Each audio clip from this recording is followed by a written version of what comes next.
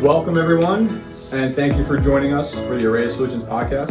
Today we are celebrating Cybersecurity Awareness Month. I am Scott Brion, Director of Cybersecurity here at Arraya Solutions, along with Mike Piekarski and Keith Wood. Thank you for joining us today. And today we're in person. We were just talking about that. First podcast we've done in the same room together. Nice to see you guys in person. How's it going? Good to be with you.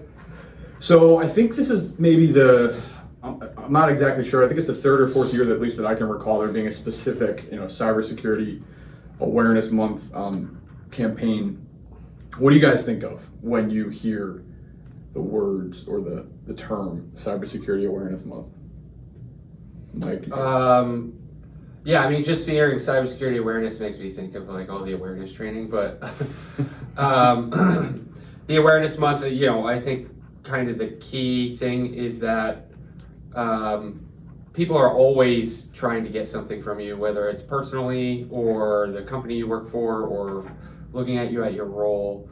So taking that into account, right? There's always threats. Everybody knows, like walking through a dark alley, you should kind of be on guard, but the internet has its own dark alley element to it too. It's just, it comes in the same things that we use to perform business. So just understanding that there are threats out there, the types of them, and then understanding what they could be after through you, right? Like, do you access customer information? You may be an elevated target in your organization. What about you, Keith? What do you think about? For me, from a cyber leadership perspective, it's really a time for folks to rethink the programs, renew interest and effort into the controls and processes you have in place, and validate your program that you have in place. Is it still effective? The changes throughout the year, how have they affected current controls or future controls strategy going forward? Those areas. Another thing that it makes me think of is asset management. How good is your asset management?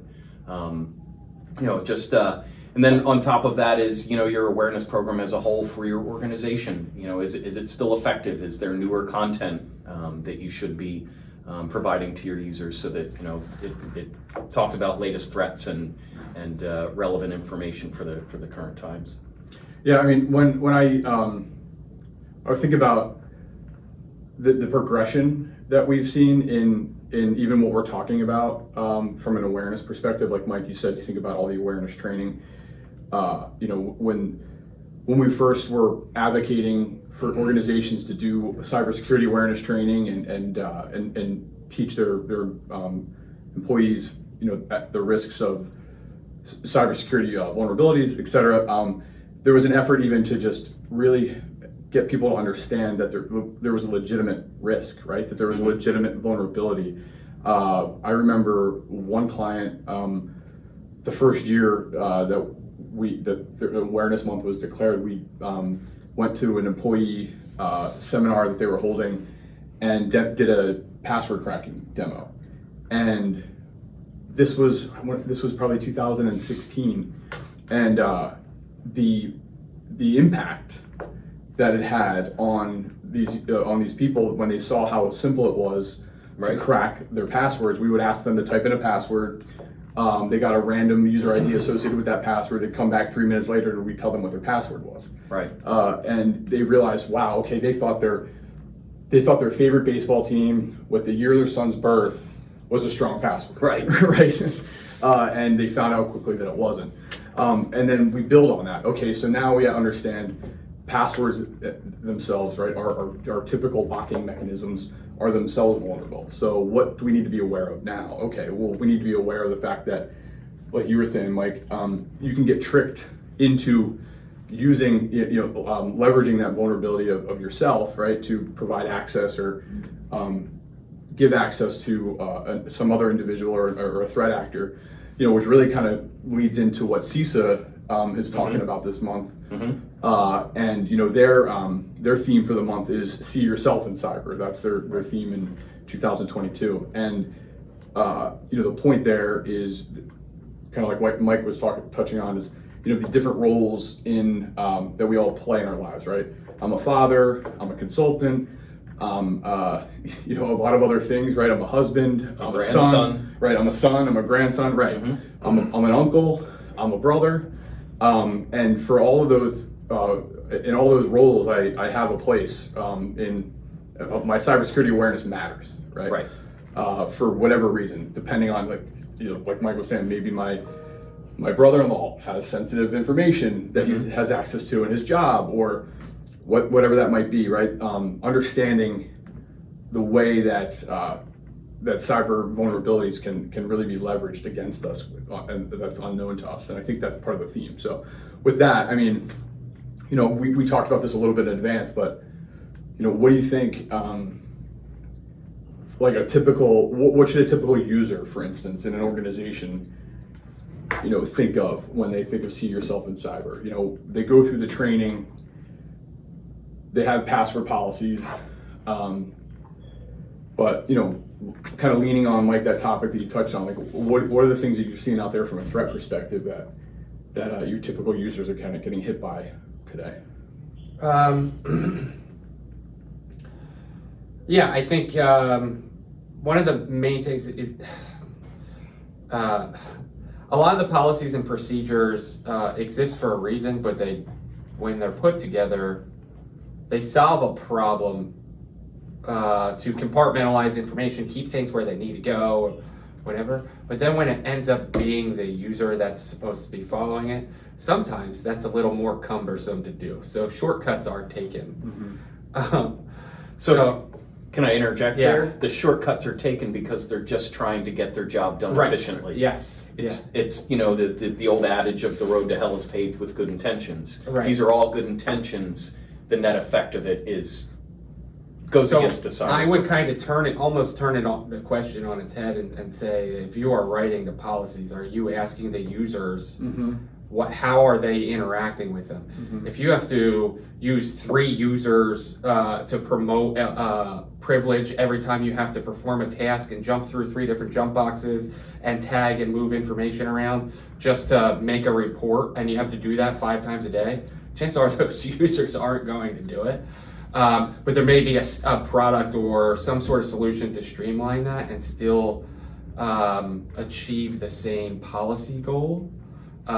So I think for the user's voice, when things are a little more cumbersome and they slow down what your job function is, and for the governance or leadership, be in communication with them and find out, hey, where are the pain points?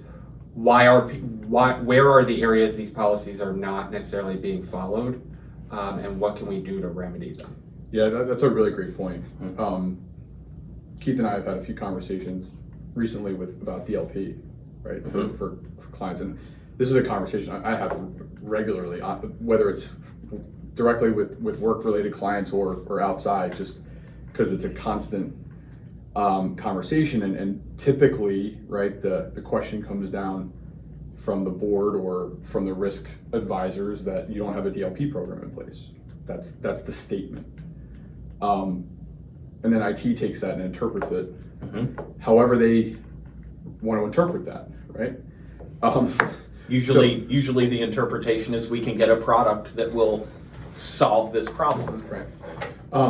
Yeah, so pulling on that thread, like, what is, Mike, your point's great. I think, and I maybe to summarize that, I think what you're saying is users' role is speaking up in their organization, and being conscious to not flag something as the security policy is making my job harder. Right, and I think one of the notes to those users when they are speaking up is put yourself in the shoes of the person you're speaking up to. Right. It doesn't help you to just complain and say this doesn't work. Like, explain to your audience keeping in mind where their incentives are. Hey, this is more cumbersome. This is costing us more time, and come with some proposed remedies. I found this product, or I think we could alleviate and still maintain the same goal by altering the process to do this, this, and this. Just coming with complaints is not necessarily going to to help anything. I would also add that the policymakers are equally culpable in reaching out to the user community to find, Yeah. and ultimately it's a negotiation between what the controls need to be versus what works for the user community. At a certain point, you may need to accept some level of risk. Right. Find mitigating controls to cover as much of that risk as possible without completely negatively affecting business process Yeah. to achieve compliance. Well, Yeah. I think the enemy to that is light switch cutovers, right, or implementations rather, right? So this concept of, all right, I need to implement DLP for to keep that thread going. Well, what does that mean? So we have a policy that we need DLP that needs to be implemented. Okay, so then we implement it, and immediately we lost track of the fact that 50% of our staff transmit sensitive data in Excel files, and the business can't operate Because it's their job, it's their business process. because we implement the DLP. Yes. Right. So where I think the two things come together, to your point, Keith, is that the policymakers have culpability in reaching out to the user community. The IT leaders have culpability to integrate with the security teams and come up with manageable implementation plans and rollouts that have success criteria established with them. So, one of the things that we try to push there is, if we'll keep pulling the DLP thread, right? If you're trying to protect specific sensitive data, then let's flag that data and put our controls in place for that specific data, and then we can get an understanding of how that's flowing in and out of our environment and through it, without impacting the entire data set flying through going through our organization. Right, similar to how we talk about, we've been over the process of rolling out IDS, IBS, right? Let's start with IDS. Let's figure out, let's detect where the data is. I mean, it's a part of that, the other piece here, and I think it goes to Keith's, they're both tied together here, is data mapping, data classification, and asset management, right? If you just let the IT team roll out a DLP product and start blocking, you don't necessarily know what assets are tied into where the data is going. How do you handle OneDrive data versus SharePoint data versus some file share 3 people in the organization know exist? Internal communications versus external communications, right? So you can soak that in and learn about the behavior before you start implementing the policy. But I think all of them, in this kind of See yourself in cyber. yeah, and looking back of the past 15 years I've been involved, I think we've gotten better, but one of these areas that are a common thread here is the user experience. Is we're really good at doing that in development, but we're not as good at doing that in security. I think we're getting better. Obviously, anytime people heard security guy, they thought of that as the no person, the person that acts like they know more than you and they just tell you no about everything. I think we've gotten better culturally around that, but I still think that one of our areas that we're butting heads is on user experience. And I'm hopeful that will change. So do you feel if there is more drive towards understanding user experience, we'll get a better adoption rate of security practice at 100%. that user level? Yeah. I mean, and you hear the term frictionless security, right? I mean, that's the utopian goal where the user is maybe unaware or barely affected by the security controls, over their experience. But I think that that leads us into the second one of the other roles that we were talking about, and see yourself in cyber, and that's the industry professional, right? And what I mean by that is a cybersecurity industry professional. We were this month, back in August rather, out in Black Hat and DEF CON, we were around 25,000 industry professionals, or soon to be professionals. And one of the themes I saw this year, which I think was nice and fresh and new in our industry, is really along the lines that you were just talking about, Mike, right? How we interact with our user community, how we see the user community, and this theme of harm reduction. Really, kind of took over for me in the conference, because we're this idea that the preventative days of security are kind of behind us, right? We've let go of this capability to stop things. So now we're really into the proactive approach, right? What can we do in advance to get ahead of the threats? And part of that is harm reduction, risk mitigation strategies, right? So rather than saying we're never going to let ransomware, for instance, get into this environment, that's obviously a goal, and you put a lot of controls in place to avoid that. But you also need to have controls or mechanisms in place that mitigate the impact of that ransomware if it were to get in. And that, I think, goes across the board. There was a speaker that made a great point. He said, look, everyone tells me to not use TikTok. He said, but TikTok got me through my chemotherapy. He's like, so I'm going to be using TikTok. He said, so how about talk to me about how to protect myself if I'm using TikTok, if there's a risk. And I think that, that really struck a chord with me because, we talked about your roles, right? As a father or as a son, like, I have a lot of people in my life that I give advice to that don't always follow it, right? And that's just the reality of the world we live in. And the ones that I love, that I care about, I accept that, and I catch them or help them recover, right, from mistakes that they might make. And I think that as industry professionals, I do think that's a big leap that we need to make. This idea that someone got hacked because they deserved it, or this Darwinist approach to cybersecurity, I think is dead. And I think it's our job as industry professionals to put the nail in that coffin. Or an approach of "I told you so." That never works. It should be, "Oh, that happened. That's a shame. How about in the future you're still gonna watch TikTok, but maybe you do your banking on a separate device." So that we're not mixing both of those worlds. A softer approach, I think, to correcting the behavior as opposed to slap on the wrist. I mean, it's not necessarily security related, but it makes me think of when I first was a network engineer, I ran a command that took down a data center. Long story short, I crashed a data center, and 2,000 hosts were offline. It was a problem. And when I called my boss at the time, he could have said 100 different things to me, all of which would have been justified. I was only a network engineer officially for like a week at this time, so I was terrified. I had imposter syndrome.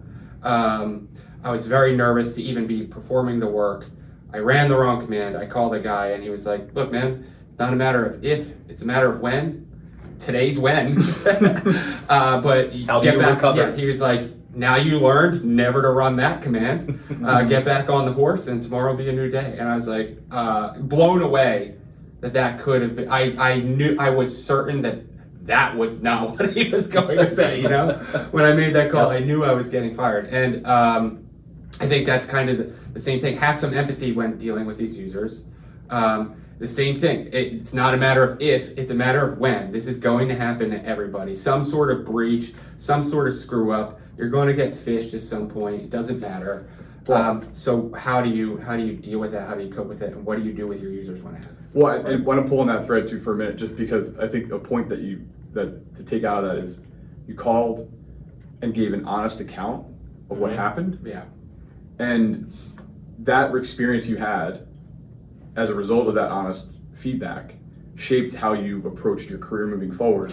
and that's a major, that's huge though, because especially having worked breaches and incident response situations, there is nothing more infuriating than interviewing a terrified user who is responsible for making a bad mistake. They're having the worst day of their life. Yes, they are. And they are afraid of their livelihood being taken away from them. And the last thing that you need from that person is more subterfuge and denial, right? And unfortunately, I think it's happening less, but it was pretty standard for a period of time, at least in my experience with breaches and incidents. And I think that goes into, again, to that theme of industry professionals. Like, we need to be open-minded, listen to what the people are telling us, and hear through the facts, right? Because there's always information there. Yeah, I think there was a not too long ago where a user, if they got owned or they were the reason, they were assuming they were getting fired. And that probably still exists in a number of organizations. So I know that we dealt with an incident when I first started here at Arraya. Within the first couple of months, there was an incident at one of our clients, and through that investigation, we found out that there was a user that was kind of less than forthcoming with what their role in it is. And I think that that's an important thing to point out, is how do we make these users assured that the honesty is the best approach here. You're not going to be in more trouble because it was you that they went to. They're targeting everybody. They're going to get in. Right. And honestly, a phishing attack, if it's done right, any one of us could fall for it. Yeah. It's not a matter of, we all learn to look for, the key indicators of something not being right. And honestly, at the end of the day, if you're good and you want to get in someplace, there aren't going to be any flags. There aren't going to be any markers. We can all fall prey to it. So to hold someone accountable for their actions in a negative fashion because, they fell for something that they're not a professional at, it's unfounded. I mean, one of the techniques that is being exploited now, we've talked about this, is the dream job scenario, and this is a really good way to isolate employees from being honest with their employers about what happened. Here's an extra $100,000 right. to do the same job for less hours. Right. So people, and what we're talking about is, a sophisticated campaigns run by the North Korean Lazarus group and Iranian groups to target specific technical professionals with dream job offers that once taken down the job interviewing process, you're given an offer letter that is filled with very sophisticated malware that's not typically detected. I think that resulted in, was it $650 million crypto heist? Yeah, was the big one? Yep. Yeah. Anyway, I digress. Yeah, there's there's a lot of value to being open to creating a scenario, is I guess the point, right? And as industry professionals, making sure that our clients and organizations have open door policies with their users when it comes to technical information, because it's critical, and it's something that this latest one with the job offer. That's scary, because how many employees are going to come and say, hey, I think I opened a malicious file that was a job offer. Right. I was seriously considering leaving for this great job. Right. Yeah, Keith told me he got one of those yesterday. Yeah. He has the interview later today. Wouldn't you like to make a difference in them? Wouldn't you like to make a difference in the world? That's how they start. Yeah, so that's another part of this theme, I think, is incentivizing success, rewarding instead of punishing, right? So when we're talking about following procedures or watching alerts for DLP or performing the security awareness training, being relatively compliant, putting rewards out there for the this many days without an injury on the work site type deal. You could use those same types of incentives, really good idea. Instead of punishing the people that aren't compliant. Yep. Cool. So moving on, I think we touched on some of the different roles, seeing yourself in cyber. One of the other topics that we have slated here to address is the era, the changes in the. I always say, I feel like I'm always talking like a Kennedy when I say era, like era. When the era of cybersecurity, we moving from reactive to proactive, right? And we were talking about how proactive security measures are really being adopted. There's obviously still places and parts for reactive security events, or security measures, but proactive security is really helping, right? And we're really seeing it make an impact in a lot of ways. And I think, and we haven't been shy about this on these podcasts or anywhere else, but I see that really becoming, as a result of the insurance industry finally getting out of the way. That said, Keith, from a proactive security perspective, where do you think, what technologies, or specifically, or technologies maybe not the right word, but what proactive measures do you think are being the most adopted right now that have the most effect? The most adopted? MFA. Honestly, cyber insurance it's their number one required element for underwriting policies, but MFA, as well as more in-depth due diligence on the security program at organizations. So I think the cause and effect there is when we get these questionnaires in and we start reading them, and we all know what our program is, what we do well, what we may not do so well, where we have gaps.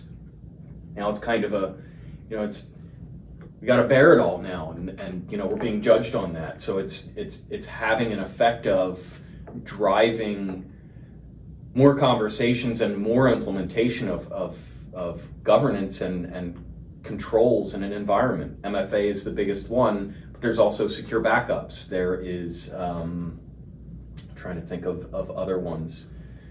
Secure backups and MFA are really the biggest ones because ransomware is the number one culprit for driving insurance claims at this point. But it's these questionnaires from the insurance industry that's really driving a proactive approach to start implementing controls in your environment so that should an attack happen, when an attack happens, you're better positioned to protect your environment. Yeah, I mean, I think also we touched on too, but even just awareness, right? Yeah. Cybersecurity awareness training. Which is another one of the top questions on there. Yeah. What about you, Mike? Any thoughts about proactive security and specifically what? So the MFA is definitely probably one of the number one things that's preventing. I do see proactive security approach. I feel like assessments are becoming more ubiquitous. A lot more people are getting their networks actually tested, which is great. The driver behind there, or really what that is doing, is telling me that more people want to be aware of what they have instead of just, I have X number of dollars I need to spend on a security budget, so let's get it. People actually care about what they have so they can remediate it. I think the marrying between MFA and kind of user behavior analytics, user entity behavior analytics, or even PAM, privileged access management. Those three kind of together are really kind of the silver bullet right now as I see it. The ability to tell what your users are doing, verify each step of the way that they are actually that user, especially I know a lot of people may just use MFA for their VPN or their email, so they're only used to doing it once. But let's say if we created our policies so that when you want to do some sort of privilege action, you have to verify again. And then the ability to take that 10,000 foot view of what all of our users are doing and seeing when what they are performing, the actions they're performing, deviates from a known baseline, lightens the load on our security teams and gives them the ability to actually respond when something is happening. So I know that UBA is kind of a reactive, it falls into that reactive bucket, but the proactive part of it is, I think Keith and I were talking about this yesterday. There's a ton of tools, everything from endpoint to all your SIMs are shipping some 365 have some sort of user behavior analytics built into them now. So you can actually see what your users are doing and not just have to go through line by line and logs. Right, it's a really good use of computer learning and artificial intelligence. And so I'd say that's less, the proactive part is the industry is pushing that, right? So it's being rolled into everything. And then between MFA, and privileged access management, it gives us a real way to control what our users can do and verify each step of the way for proactive. Yeah, I think too with that is, zero trust is a huge term, right? And I think if we were doing a drinking game in DEF CON, we'd probably have to drink right now. Yeah, I'm surprised I made it through that spiel without saying zero trust, Yeah. but I feel like I should get an award for that. Yeah, me too. Yeah, so I did it for you. There you go. I got You got a pen. Yeah. So but proactive technologies, right? Measures that are being put in place that are foundational elements to the zero trust model or concept. We're seeing more of, and network segmentation and network visibility. There is a significant investment going on across the industry or across the IT space that I've seen in network visibility. Even organizations that have had it for some time with some various tool sets are refocused on it and looking to gain more security capabilities right out of watching their network traffic. And then also making good decisions about segmenting that traffic. Definitely a proactive measure is ensuring that your critical assets are not sitting on the same wire that your dirty assets are sitting on, right? Your more exposed assets. And we've seen that, be regulatory imposed in the utility space for a decade now. Maybe a different name would be better, because zero trust kind of gives this indication of, it's like a personal affront. It's kind of like the word cybersecurity. Like, we rejected that word. I mean, for a long time until we had to accept it because that. Yeah. So I have been not liking the word zero trust or that trust term but verify for a long time, because it doesn't. How can you have zero trust? Right. There's always going to be a trust. You have to trust at some point to get the job done. Right. Even the systems that get developed to provide the zero trust infrastructure have to live in a trusted framework. So anyway, put that. We can have semantic bucket. I can have another podcast for that. But network segmentation and segmentation in general, I think, is something that we're seeing a lot more of. The tool sets that are in place, the EDR tool sets that are in place, allow for it. We can proactively knock endpoints off the network if they're seen to have malicious activity going on them. And they're still manageable, right? I would say 100% of your reputable EDR products have that capability built right into them. Host isolation, right? Yep. And so I think EDR is one that is kind of sneaking up on us, but has really turned into a proactive security measure because of all the different capabilities. Now, what we have seen, unfortunately, we've seen a lot of significantly reduced EDR implementations out there because of the impact that they might have, on shops that don't know how to configure them properly. If you don't know how to support host isolation, if you don't have a policy in place that allows you to isolate. We've worked with clients that they won't, they do not sign off on host isolation policies because they have top tier executives that could never be knocked off their laptop, and that's obviously frustrating because right. And then it's not just at the executive level. If you're in healthcare and you have doctors, surgeons, those types, could be critical from a life perspective that they still have access. So there's a varying degree of reasons why that's not acceptable at a business level. Yeah. Right. And there's some compensating things that can be done there, right? Like the old analogy, I think, over the last long time was everybody, people would have a Windows NT box that had to be on its own network because you can't, that still happens in SCADA. You still have XP boxes or old unsupported. Well, it's not just SCADA, it's but we can do the same thing with our users. Okay, well, you can't be isolated. That means that you are now isolated. Chances are, you probably have a 50% chance every time you get in an elevator that you're riding something controlled by a Windows XP machine on an isolated network. I'm taking the stairs. And that's fine. I mean, we have the tools and technology to understand what needs to communicate and how, and lock it down to just allowing what it needs. Mitigating controls. Right. Yeah. So, I mean, that comes back to, things you can do, right? To be proactive. What do you think? What are things you can do with this follow-up to this being things you can buy? Things you can buy versus things that you can do. Yeah. Yeah, I think we kind of talked about it a little bit before, but one of those number one things is actually talking to the end, having that line of communication between leadership and end users. Whether that has to roll up between their managers but get the thoughts out. I don't care how you do it. Obviously, if you're a leadership and 2 levels below you is 1,000 people, you're not going to be able to shake everybody's hand and talk to them. But there are ways to get their thoughts and how what their satisfaction levels are with the controls that you are rolling out. Mm-hmm. Tracking metrics of the KPIs on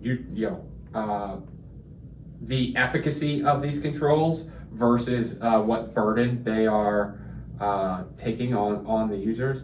What percentage of your detections are true positives versus false positives? User experience surveys and... Yeah.